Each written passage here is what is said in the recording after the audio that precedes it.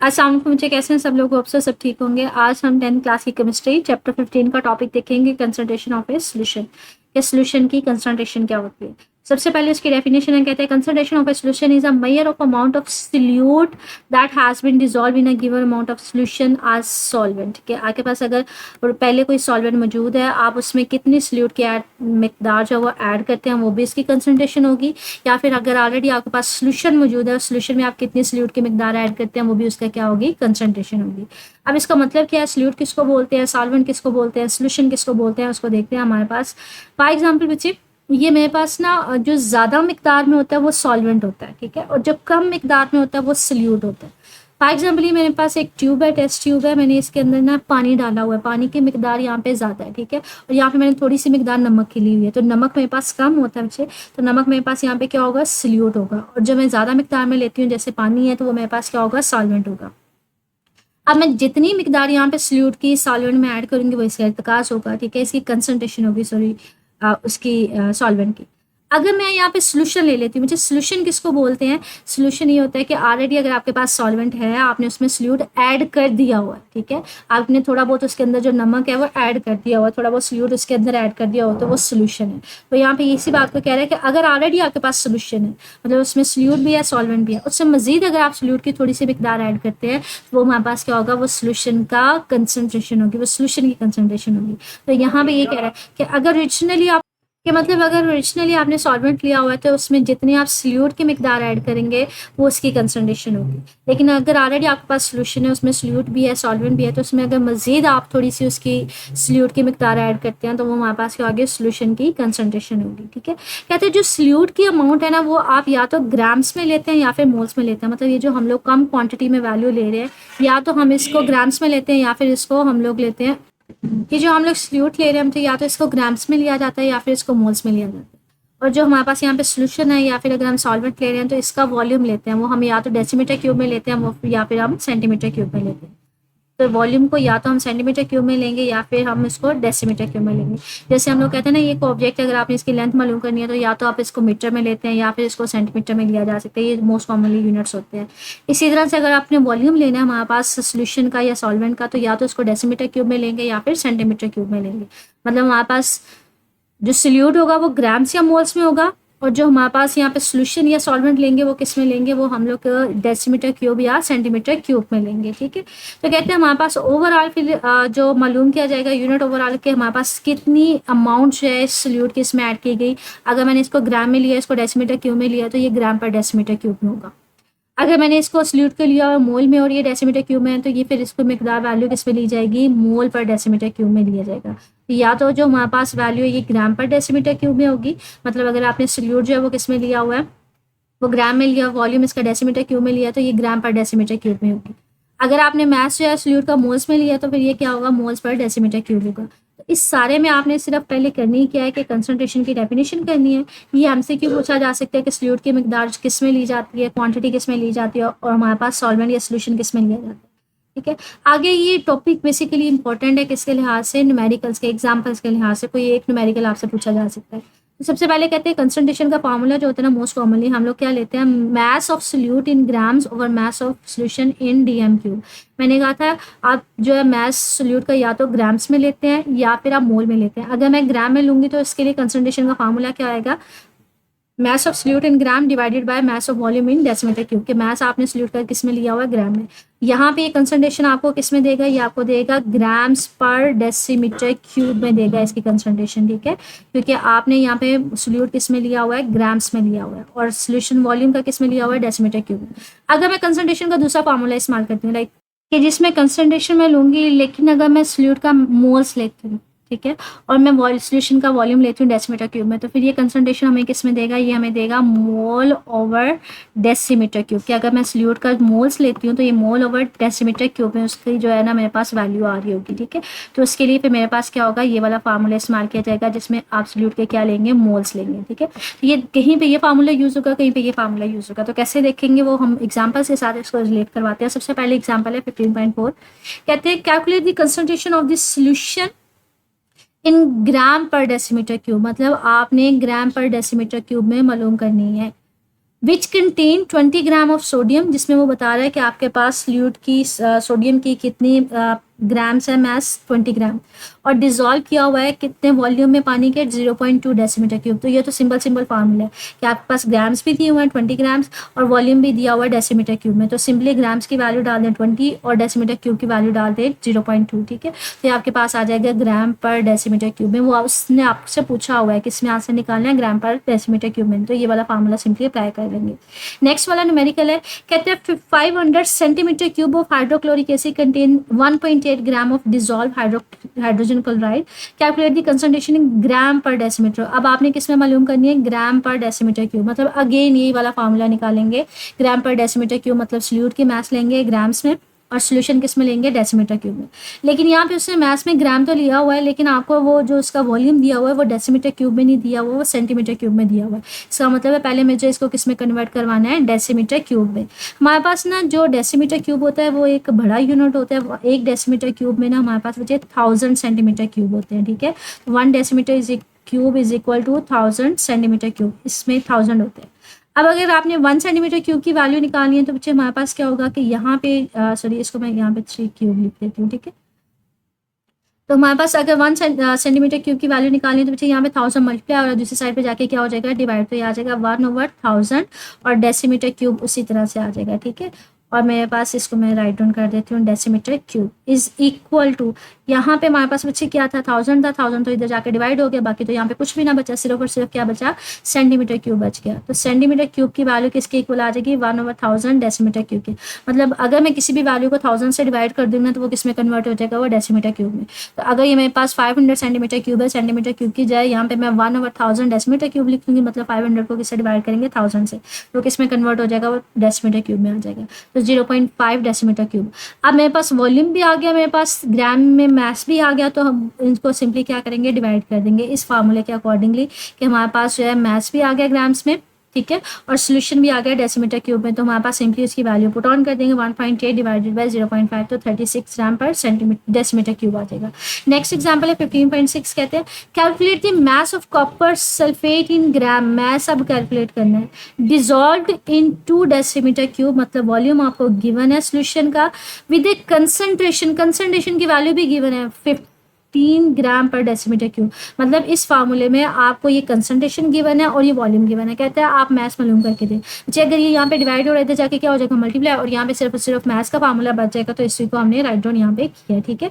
यहाँ पे देखें, मैथ्स एक साइड पे जो कंसंट्रेशन था हमारे पास, दूसरी साइड पे वॉल्यूम था, वॉल्यूम उधर जाके क्या हुआ है, मल्टीप्लाई हो गया। मतलब ये वाला काम हमने किया कि इसको उठा के सिंपली मैंने यहाँ पे ले गई हूँ तो वो मल्टीप्लाई हो जाएगा। तो कंसंट्रेशन मल्टीप्लाई बाय वॉल्यूम, ठीक है। तो कंसंट्रेशन को मल्टीप्लाई कर दिया वॉल्यूम के साथ, तो सिंपली 15 मल्टीप्लाई बाय 2 तो 30 ग्राम आ जाएगा। नेक्स्ट हमारे पास एग्जाम्पल है, a solution is prepared by dissolving 10 gram of NaOH sodium hydroxide in 1.2 decimetre cube of water, ठीक है। ग्राम्स में आपके पास मैस दिया हुआ है और वाटर का आपको पास वॉल्यूम दिया हुआ है। कहते हैं कैलकुलेट करें मोल पर डेसीमीटर क्यूब। अब कंसंट्रेशन किस में निकालनी है, मोल्स पर डेसीमीटर क्यूब में। और concentration moles per decimetre cube में निकालने के लिए मैंने क्या कहा था, आपको सोल्यूट के क्या चाहिए, मोल्स चाहिए, डिवाइडेड बाय वॉल्यूम। इसका मतलब है यहाँ पे इस फार्मूले में हमारे पास वॉल्यूम तो गिवन है लेकिन यहाँ पे मोल्स नहीं है, यहाँ पे तो मैस दिया हुआ है। इसका मतलब है मुझे क्या करना है, पहले इस मैस को किस में कन्वर्ट करवाना है, मोल्स में कन्वर्ट करवाना है। अच्छा, मोल्स में कन्वर्ट करवाने का ना एक फार्मूला होता है, किसी भी कहीं पे भी अगर मैथ्स गिवन होना तो उससे मोल्स पता है कैसे फाइंड आउट करते हैं। मोल का फार्मूला होता है equal to, moles is equal to mass in gram, mass जो भी होता है हमारे पास जो ग्राम्स में होता है, डिवाइडेड बाय मोलर मैस। अगर इस फार्मूले से हम लोग जो भी मैस होता है अगर उसको हम मोलर मैस से डिवाइड कर देना तो वो हमारे पास क्या आ जाता है, मोल्स आ जाते हैं, ठीक है, मोलर मैस। अब इस फार्मूले में देखिए, मुझे मोल्स अगर हमने निकालने हैं तो मैथ्स तो मुझे गिवन है, मोलर मैथ्स हमने निकालना है। मोलर मैथ्स मैंने आपसे कहा था पीरियोडिक टेबल में ना हर एलिमेंट के सिंबल के नीचे ना उसका मोलर मैथ्स लिखा होता है।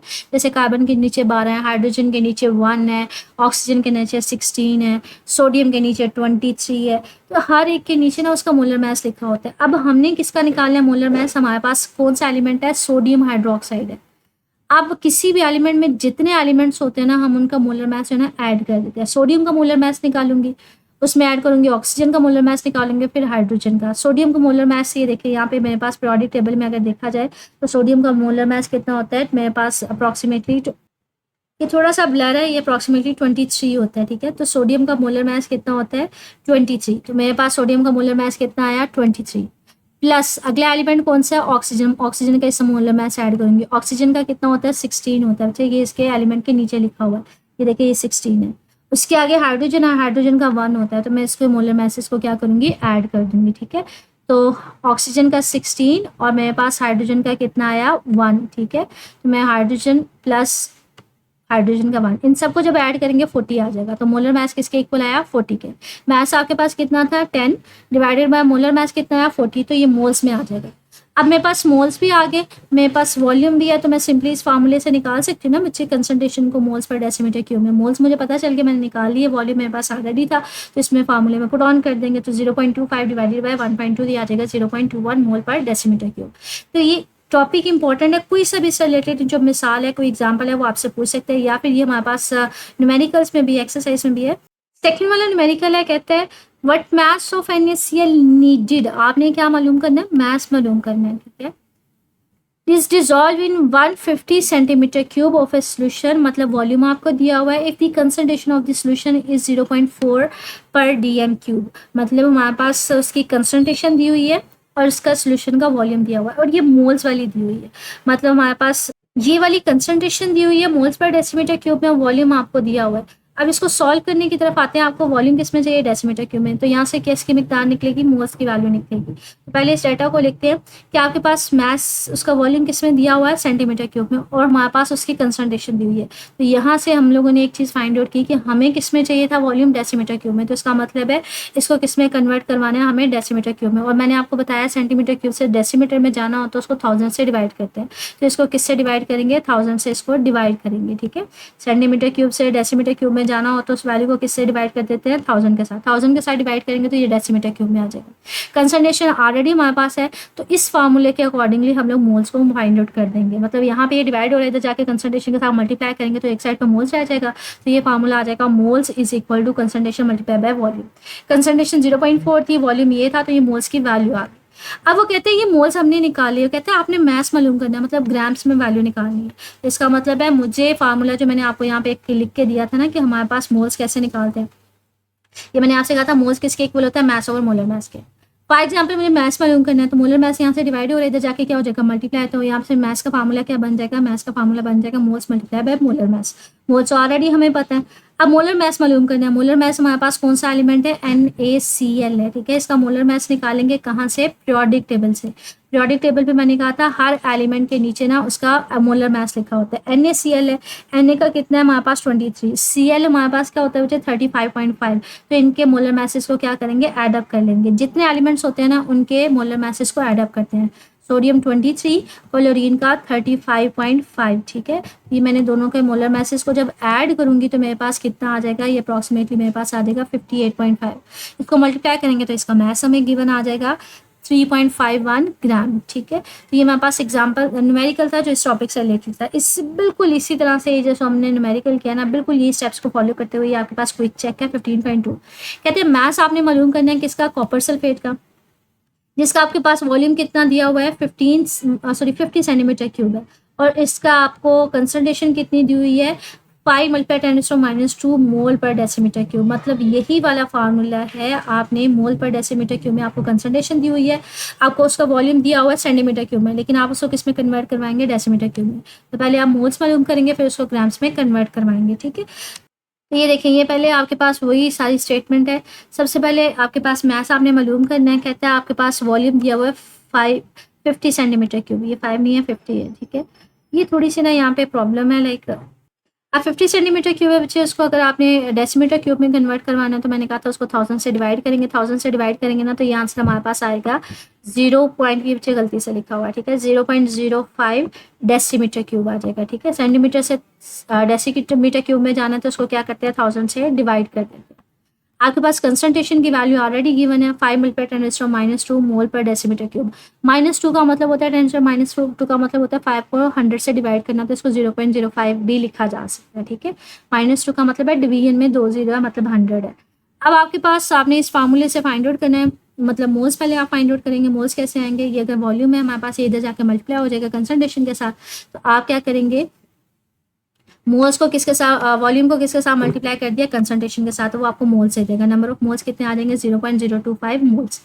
आपसे कहते हैं आपने क्या मालूम करना है, आपने मैथ्स मालूम करना है। तो मैथ्स मालूम करने के लिए आपके पास मोल्स हैं, तो हम यहाँ पे जो फार्मूला, यहाँ पे मैंने आपसे कहा था मोल्स वाला फार्मूला क्या होता है, ये होता है मैथ्स ओवर मोलर मैथ्स। अगर आपने मैथ्स मालूम करना है तो यहाँ पे मोलर मैथ्स को मोल्स के साथ मल्टीप्लाई कर दें, तो इसी फार्मूले को उसने यहाँ पे राइट डाउन किया है कि मोल्स के साथ मोलर मैथ्स को मल्टीप्लाई करेंगे। अब मेन कंसर्न क्या है, मोल्स हमें पता है, मोलर मैथ्स निकालना है। मोलर मैथ्स किसका निकालना है, कॉपर सल्फेट का, CuSO4 का। अब इसका मोलर मैथ्स अगेन वही बात कि हम लोग कहाँ से निकालेंगे बच्चे, पीरियोडिक टेबल से निकालेंगे। पीरियोडिक टेबल में मैंने कहा था हर एलिमेंट के नीचे उसका मोलर मैथ्स लिखा होता है। जैसे कॉपर है, इसका 63.5 है, तो मैं इसका मोलर मैथ्स कितना लिख लेती हूँ, 63.5। ये पहला एलिमेंट है। दूसरा एलिमेंट कौन सा है, सल्फर, तो मैं इसमें ऐड करूंगी सल्फर। जितने एलिमेंट्स होते हैं बच्चे उनके ऐड करते हैं। सल्फर का जो मोलर मैथ्स है वो हम देख लेते हैं, वो हमारे पास कितना होता है। सल्फर का बच्चे 32 होता है, ये लिखा हुआ नीचे 32। तो इसका मोलर मैथ्स यहाँ पे हमारे पास आ जाएगा 32 प्लस ऑक्सीजन, एक डिफरेंट एलिमेंट है, प्लस ऑक्सीजन का लिखेंगे। ऑक्सीजन का मोलर मैथ्स हमारे पास कितना होता है बच्चे, ऑक्सीजन का होता है 16 होता है। अब यहाँ पे हमारे पास मोलर मैथ्स ऑक्सीजन का कितना आ जाएगा, 16। लेकिन यहाँ पे ना एक छोटी सी बात कि यहाँ पे हमारे पास ऑक्सीजन एक नहीं है, 4 है। तो 16 को हम किससे मल्टीप्लाई करेंगे, 4 के साथ, के 4 ऑक्सीजन है और 4 का फिर मोलर मैथ्स क्या होगा, उसको 4 के साथ मल्टीप्लाई करेंगे। इसको 4 को 16 के साथ मल्टीप्लाई करेंगे तो 64 आ जाएगा। इसमें 32 को 63.5 को जब ऐड करेंगे तो मोलर मैथ्स टोटल कितना आएगा, 159.5। उसको जब मोल्स के साथ मल्टीप्लाई करेंगे तो ये ग्राम्स में आंसर आ जाएगा। ठीक है, तो ये टॉपिक ओवरऑल इंपॉर्टेंट है। इसमें आपके पास क्विक चेक ले लें, या फिर आप इसमें न्यूमेरिकल्स ले लें, या फिर एग्जांपल्स ले लें। कोई एक जो है बच्चे वो न्यूमेरिकल्स में पूछा जा सकता है। ठीक है, जैसे मैंने एक्सरसाइज में आपको न्यूमेरिकल इससे रिलेटेड सॉल्व करके भी दिखा दिया। कंसंट्रेशन की आपसे डेफिनेशन पूछी जा सकती है, या एमसीक्यू में पूछा जा सकता है कि कंसंट्रेशन जब आप फाइंड आउट करते हैं तो सल्यूट को किस में लेते हैं, कौन से यूनिट्स में लेते हैं, ग्राम्स में या फिर मोल्स में लेते हैं। कंसंट्रेशन का यूनिट क्या हो सकता है, ये एमसीक्यू में आ सकता है, ग्राम पर सेंटीमीटर क्यूब या ग्राम पर डेसीमीटर क्यूब या मोल पर डेसीमीटर क्यूब आ सकता है। ठीक है, मतलब ये टॉपिक बेसिकली इंपॉर्टेंट है, किससे रिलेटेड, न्यूमेरिकल से रिलेटेड। मजीद से मुझे कुछ पूछना हो कमेंट सेक्शन में पूछ लीजिएगा। ओके, अल्लाह हाफिज़।